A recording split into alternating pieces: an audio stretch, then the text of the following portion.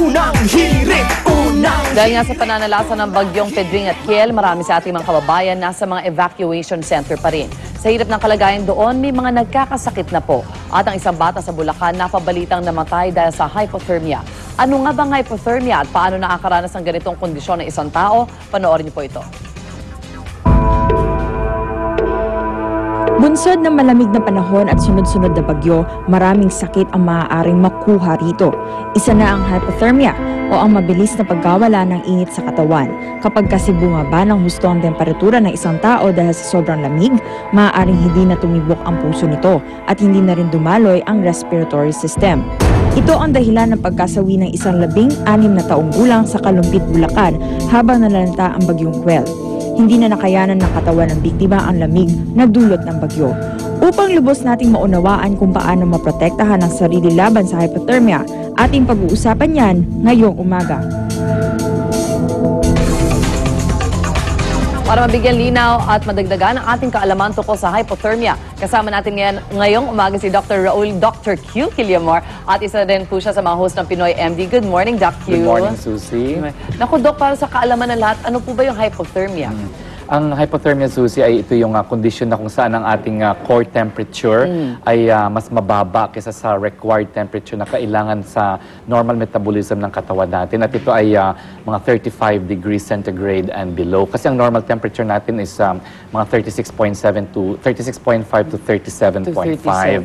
Sa range ng temperature na ito, dito ang nagpa-function ng normal yung ating katawan at saka yung mga organ systems natin. Alright, so pag kunwari bumaba doon, may problema na. Yes, pag bumaba doon, maraming maapektuhan ng mga organ systems natin. Yung brain, yung heart, yung liver, yung kidneys, at pati yung muscles. Oo, lahat yan. Bakit po ba nagkakaroon ng hypothermia ang isang tao? Or parang in a given situation, may isang magkakaroon ng hypothermia, may iba namang Yes, hindi. oo. Kasi hindi pare-pare yan, Susie, no? Ang ating physical makeup, iba-iba. May tinatawag tayo na thermoregulatory center sa ating brain. At ito yung nagko-control ng response ng isang tao sa change ng mga changes in temperature. So tulad ngayon, kasi siyempre madalas tayo binabagyo tayo ngayon, inuulan, maraming mga tao na na-expose sa mga ganitong elements. So may mga nag-hypothermia at meron namang nakaka-tolerate naman ng mga changes in this temperature. So lalo nito mga bata at saka yung mga mas matatanda, sila yung mga prone to develop hypothermia sa mga kondisyong nangyayari ngayon. Lalo yung mga nasa evacuation. Sa mga evacuation oras center ang binilang, natin. hindi natuyo ang damit, Yun di ba? nga, di ba? Meron tayong isang binata yung namatay recently lang, 16 years old, so bata pa yon. Siguro ang cause ng hypothermia dito sa batang ito ay baka na-expose siya sa malamig, sa evacuation center, manipis yung suot, walang masyadong nakabalot sa katawan niya, wala pang masyadong tubig na naiinom dahil nga siyempre evacuation center, walang masyadong na-provide, kaya nagkaganon siya. Ano po ba yung mga sintomas ng hypothermia? Iba-iba kasi, Susie, may category tayo ng hypothermia na meron tayong tinatawag na mild, may moderate. Kung mild yan, mga 32 to 35 degrees centigrade yun, yung kanyang temperature. Pag moderate naman, mga 28 to 32. Pag severe, mga 22 to mga 20 na siya. Pag less than 20, profound yun. No? Kailangan makategorize yun kasi iba-iba ang management doon. So kung mild hypothermia lang, pwede na yung mga maglagay ka lang ng bote na may warm water sa kilikili o sa groin. Kumutan mo lang siya. Bakit sa areas na yan, Doc? Kasi ito yung mga areas na di ba sa mga fever, di ba nag-check tayo ng temperature dito. So ito yung mga areas na nag-ano ng heat sa katawan natin. No?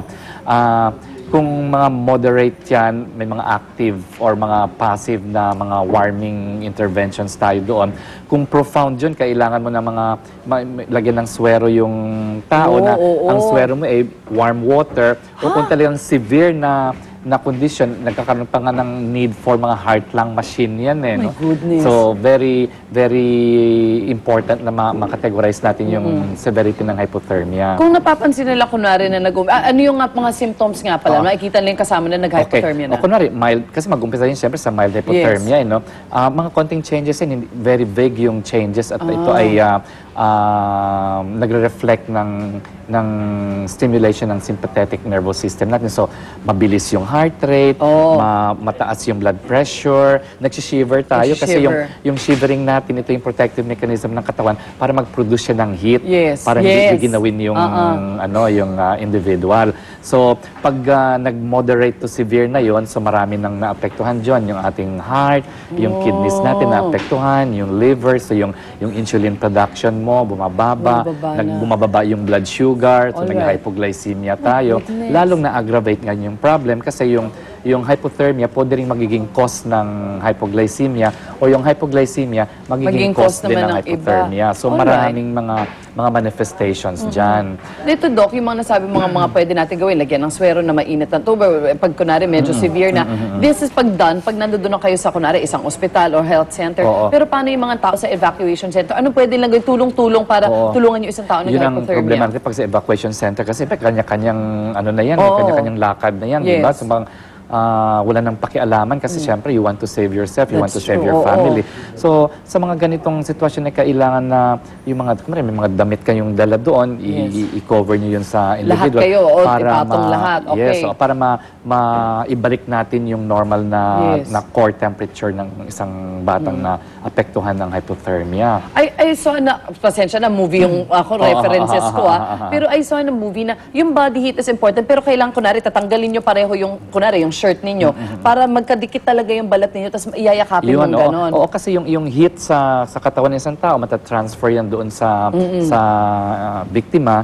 So magandang ano din yun, magandang method din yun, magandang intervention. Kasi kung kunwari basa kayo, ikaw kunwari nabasa ka, nagka-hypothermia ka, yung damit mong basa dapat tanggalin yun. Kasi yun ang cause ng hypothermia mo and then change into a dry clothing na kung na-warm pa nga yun, mas maganda pa nga pag medyo makapal siya, woolen, kasi yun ang ng heat. Ng heat, So, mas magandang intervention yon. Yes. Ayun, Doc, may gamot ba o treatment ang taong may hypothermia? Wala kung sabihin mo na iinumin mo gamot. Wala, no? So, yung mga sinasabi natin mga interventions, ito yung mga first aid measures na warm clothing, jacket, or mga warm, mga bottle na may warm water, ilalagay mo doon over the body of the individual. Yung pag-inom po ng mga tsaa, kape, hot water. Maganda rin yan, makatulong yung mga hot soup. So, kung merong ganon, bigyan mo siya, bigyan mo siya kung conscious siya. Kasi with hypothermia, lalo pag severe, nag-lose consciousness sila. So hindi mo sila mapainom ng liquids through the mouth. Kailan mo ng swero na warm yung fluid. Pag kunwari nawala na siya ng malay, that's pa-severe na yan. Ibig sabihin nun, the hypothermia might be severe, no? At ito ay may mga associated manifestations, tulad ng makikita natin na bluish yung kanilang extremities, yung lips, o di kaya mababa yung blood pressure, yung heart rate nila mabagal din. Kasi ang initial response mabilis. So as the hypothermia progresses, pumihina yung pabagal heartbeat. naman. Kasi muscles yung naapektuhan, muscles ng heart. Why is it important, Doc? Nakita ko kanina na uminom ng tubig. Kasi ang tubig kasi is kailangan natin sa ating homeostasis at saka sa metabolism din, no?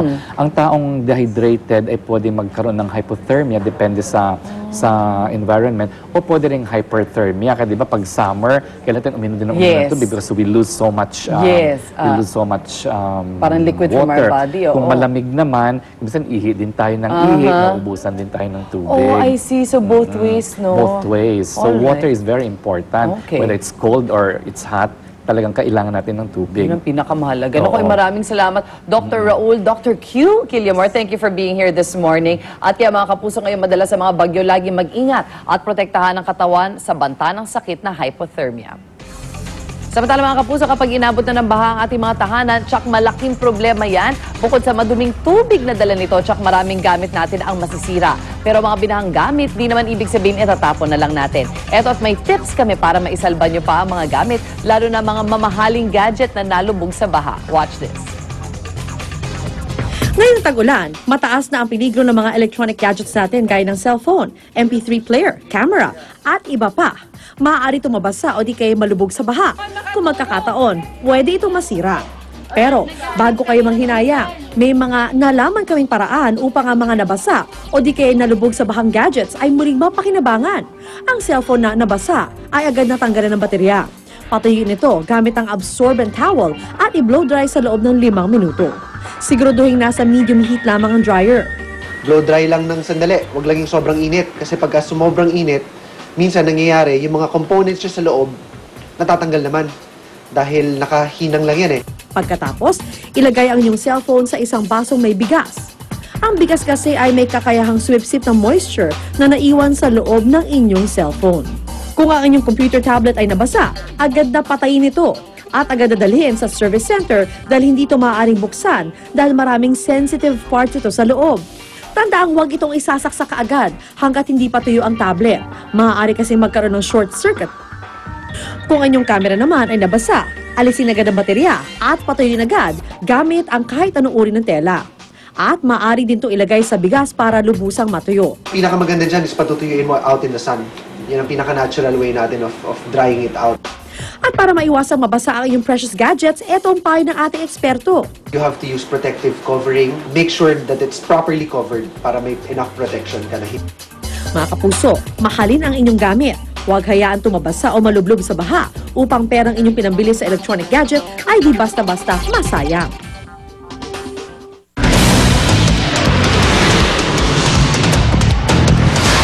Ang mga unang balita sa umagang ito.